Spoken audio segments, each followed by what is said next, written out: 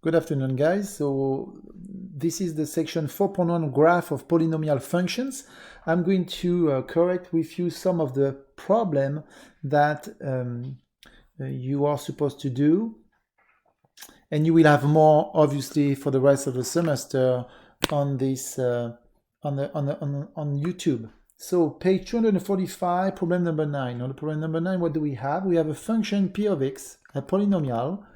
And this polynomial is defined by the square root of 5 x cubed plus 2x squared minus 3x plus 4. And we're trying to define how behave this polynomial. And for that, first of all, we are going to look at two things. First, we are going to look at the coefficient of the highest degree of the polynomial, and then we are going to look at the first coefficient in front of this highest degree. I can see clearly that this coefficient a, and let's take a look at the polynomial p of x equal ax to the n plus bx to the n minus 1, etc., etc., etc., plus a number d. I can see clearly that a equals square root of 5 and n equals 3. N is an odd number and a is positive. So therefore, this polynomial will behave this way. Okay? Now, if I really want to go further than that, I could totally think about having something like this. Why? Because as a polynomial degree 3, I'm supposed to have 1, 2, 3 zeros and 2 extrema, as the number of extrema is equal to the degree of your polynomial. 1 and 2 extrema is equal to degree of polynomial minus 1. All right, let's try to do problem number 15. So on this problem number 15, what do we have?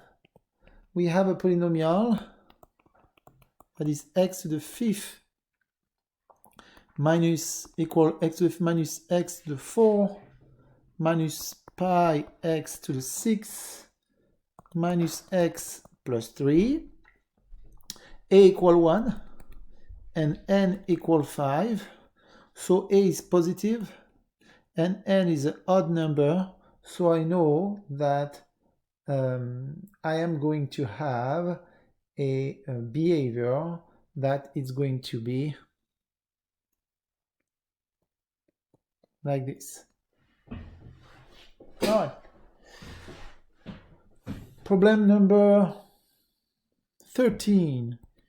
If I look at the problem number 13, now we're having a polynomial that is equal to 2.74 x to the 4th minus 3x squared plus x minus 2.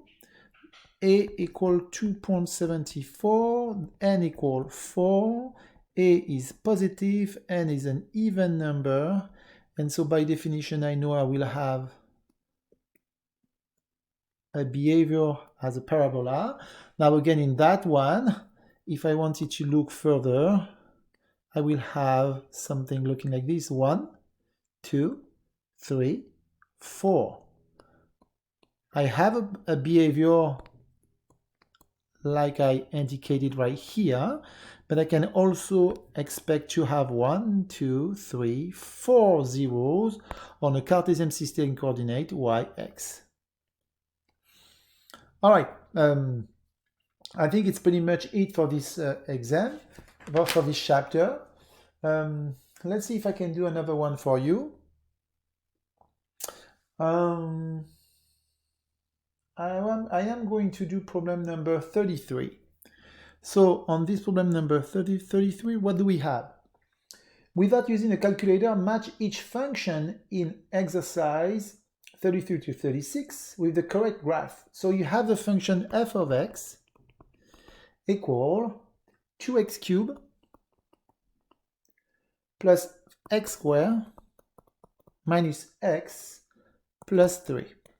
Without first of all looking at the four choices you have A, B, C, or D, what you can say is A equal 2 and N equal 3. Therefore, A is positive and N is an odd number. So you are expecting a behavior being like this. Now, because you have N equal 3, the number of extrema is going to be 2. So basically what I'm looking for is a function represented by the graph 1, 2, 2 extrema. Let me represent the extrema right here, 2 extrema. And we have 1, 2, and 3 zeros corresponding to the degree 3. And the only one who satisfies that is D. Now, if you look at D, mainly D is like this. Let me use my ruler. I have a ruler, so why not using the ruler to do my Cartesian system coordinate properly, right? There we go. And so when you look at your D, you have something like this. So definitely you can see the 2 extrema, 1 and 2 extrema. But you might say, oh, I can see only 1 zero, which is right here. You're correct, there is one real zero. That means probably there is different zero and the other zero are probably complex.